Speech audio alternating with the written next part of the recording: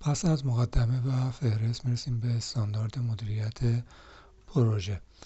در ابتدا هدف استاندارد مدیریت پروژه رو مطرح میکنه که استاندارد مدیریت پروژه مبنایی برای درک مدیریت پروژه و چگونگی تسهیل دستیابی به نتایج مورد نظر را فراهم میکند.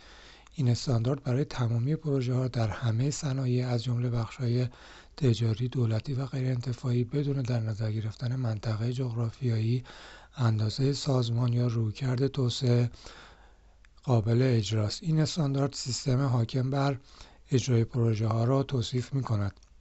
این سیستم شامل موارد زیر است: حاکمیت، عملکردهای احتمالی، محیط پروژه، فرهنگ سازمانی، تیم‌های بین‌الوظیفه‌ای، تعاملات با پورتفولیوها و برنامه‌ها و ملاحظات مربوط به روابط بین مدیریت پروژه و سایر رشته‌های مدیریت از جمله مدیریت محصول.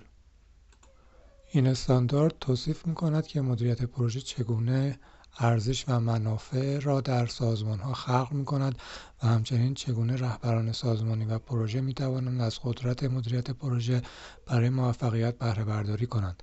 مدیریت پروژه مؤثر و کارآمد یک قابلیت استراتژیک در درون سازمان‌ها محسوب می‌شود.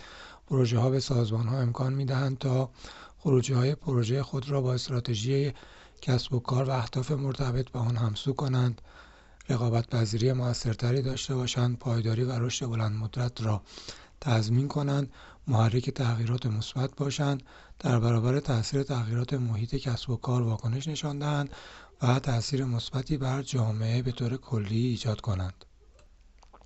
مدیریت پروژه در سالهای اخیر تغییرات چشمگیری داشته است که تحت تأثیر چالش‌های جهانی در حال تکامل از جمله تغییرات آب و هوایی، محدودیت منابع، بی‌ثباتی ژئوپلیتیکی و نابرابری‌های گسترده همراه با پیشرفت‌های فناوری مانند هوش مصنوعی شکل گرفته است.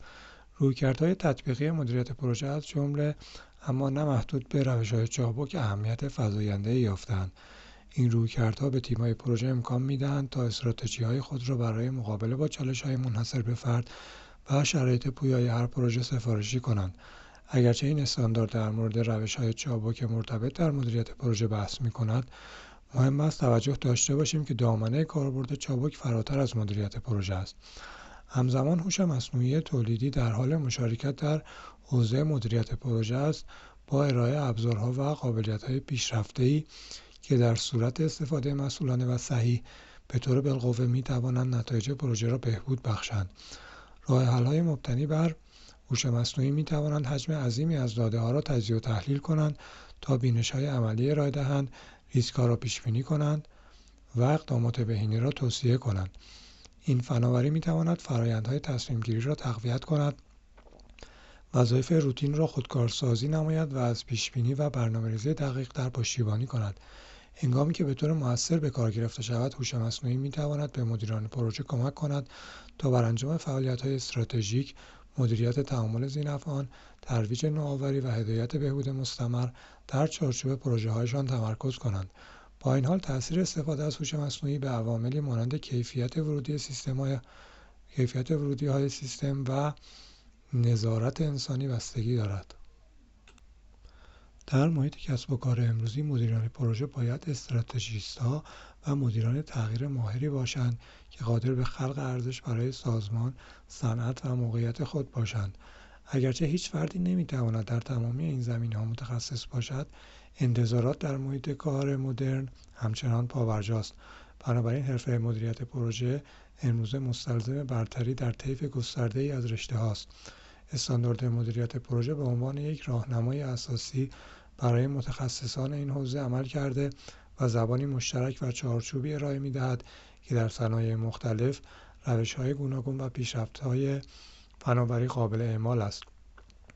این استاندارد از سازمان‌ها و متخصصان پروژه در مواجهه با پیچیدگی‌های مدیریت پروژه مدرن پشتیبانی می‌کند.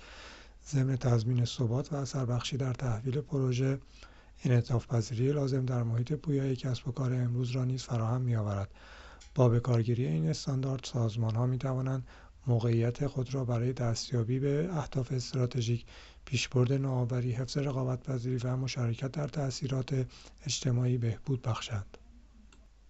حوزه‌های عملکردی بروز شده: بر اساس بازخورد جامعه متخصصان، راهنمای پمباک ویرایش 8 حوزه‌های عملکردی پروژه را به روز رسانی کرده است. مهمترین تغییرات عبارتند از ادغام حوزه‌های دانش در قالب حوزه‌های عملکردی. به جای 10 حوزه دانش مجزا، مفاهیم اصلی در 7 حوزه عملکردی یکپارچه ارائه شدند. معرفی فرآیندهای غیر تجویزی. این نسخه شامل 40 فرآیند انعطاف‌پذیر است که می‌توان آنها را با توجه به رویکرد پروژه، چرخه حیات و محیط سفارشی کرد. تأکید بر متناسب سازی. در هر حوزه عملکردی ملاحظات و مثال‌های عملی برای تطبیق فرآیندها با شرایط خاص پروژه گنجانده شده است.